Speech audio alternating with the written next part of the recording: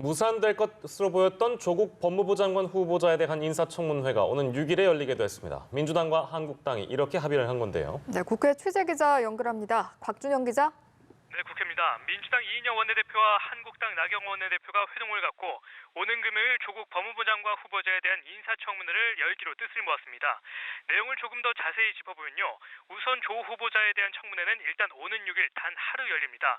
또 관심을 모았던 증인의 경우 가족을 포함해 모든 법적 증인을 부르지 않는 것으로 민주당과 한국당이 합의했습니다. 이와 같은 합의에 대해 민주당 이인영 원내대표는 결국 자신들의 원칙이 관철된 상황이라고 설명했는데요. 이어 인사청문회를 하는 것이 국민의 입장에서 바람직하기 때문에 준비하겠다면서도 국정조사와 특검을 같이 하겠다는 것은 한국당의 입장은 모순적이라며 받아들일 수 없다고 밝혔습니다. 이 반면 한국당 나경원 원내대표는 가족 증인을 고집하지 않고 청문회를 개최하는 것에 대해 조 후보자와 관련한 이전과 다른 차원의 의혹과 증거들이 계속 나오고 있기 때문이라고 설명했는데요.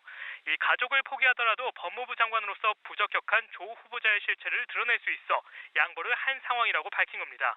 하지만 민주당의 입장과 달리 조 후보자 의혹에 대한 특검과 국조는 불가피해 보인다고 덧붙였습니다. 이와 관련해 국회 법사위는 잠시 후부터 전체 회의를 열고 청문 보고서 채택 등을 최종 논의할 예정입니다. 조 후보자 관련해서 여당은 지키기를 선언한 반면 한국당은 임명 시 국민 저항에 직면할 것이라고 반발했다고요? 네, 그렇습니다. 민주당은 조국 법무부 장관 후보자의 임명은 문제가 없다는 입장을 재차 강조했습니다. 이해찬 대표는 오늘 인천에서 열린 현장 최고위원회에서 조 후보자의 국회 기자간담회를 통해 의혹이 대부분 해소됐다며 이렇게 못을 박은 건데요. 조 후보자에 대한 여론조사 결과가 그동안 임명돼서는 안 되는 의견이 많았지만 찬반 의견이 거의 팽팽하게 바뀌고 있다는 점도 근거로 들었습니다. 이어 인사청문 보고서를 재송부할 때까지 최대한 조 후보자를 잘 지켜나가겠다고 강조했습니다. 반면 한국당은 조 후보자 기자간담회를 통해 의혹은 더욱 증폭된 상황이라고 맞섰습니다.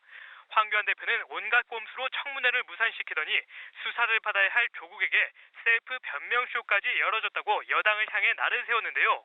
이어 위법 행위로 급조된 기자간담회에서 조 후보자가 몰랐다는 말만 50번이나 외치며 책임을 모두 떠넘겼다고 비난했습니다. 또 끝내 조국을 임명한다면 상상하기 어려운 국민적 저항에 직면할 것이라고 경고하면서 문재인 대통령의 지명 철회를 촉구했습니다. 지금까지 국회에서 전해드렸습니다.